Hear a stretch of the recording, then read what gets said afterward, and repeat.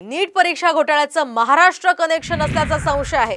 लातूरमधून काल 2 शिक्षकांना ताब्यात घेण्यात आलंय अशी माहिती सूत्रांनी साम टीव्हीला दिली आहे। दरम्यान गुजरात, पंजाब, हरियाणा आणि बिहार या राज्यांमध्ये सुद्धा नीट पेपर फुटीच्या तक्रारी आहेत, तसे गुन्हे सुद्धा दाखल आहेत आणि त्याच अनुषंगाने आता महाराष्ट्रात सुद्धा एटीएसच्या पथकाने तपास सुरू केलाय। त्यामुळे आता कोणते धागेदोरे हाती लागतात ते पाहणं अतिशय महत्त्वाचं असेल। आपण पाहतोय आत्ताची ही महत्त्वाची आणि मोठी बातमी नीट परीक्षेसंदर्भातली। नीट परीक्षा घोटाळ्याचं महाराष्ट्र कनेक्शन सध्या समोर आलेलं आहे।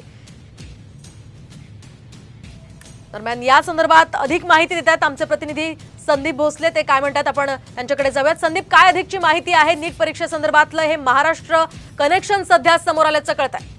देशभरामध्ये नीट पेपर फुटीनंतर जो गोंधळ निर्माण झाला आणि त्यानंतर ज्या ज्या राज्यामध्ये गुन्हे दाखल झाले त्या ठिकाणी देखील आता तपास सुरू झाल्याची माहिती समोर येते आणि त्याच अनुषंगाने लातूरमध्ये देखील काल एटीएसच्या वतीने 2 संशयितांना देखील ताब्यात घेतलं आहे। रात्री उशिरा त्या दोघांना ताब्यात घेऊन एटीएसच्या वतीने चौकशी करण्यात येते अशा प्रकारची माहिती देखील सूत्राकडून येते आणि हे जे 2 संशयित आहेत ते जिल्हा परिषद शाळेचे शिक्षक आहेत आणि PhD धारक आहेत आणि त्यानंतर ते खाजगी क्लासेस घ्यायचे अशी देखील माहिती आता समोर येत आहे। आपण जर बघितलं तर लातूर जिल्ह्यामधून साधारणतः 2000 विद्यार्थी दरवर्षी डॉक्टर प्रवेशासाठी परीक्षा देत असतात, प्रवेश होत असतो आणि एकूणच पाहिलं तर लातूर जिल्ह्यात आता नीट पेपर फुटीचं जे कनेक्शन आहे ते कनेक्शन असल्याचं आता बोललं जातंय। संदीप, धन्यवाद दिलेल्या या सविस्तर माहिती।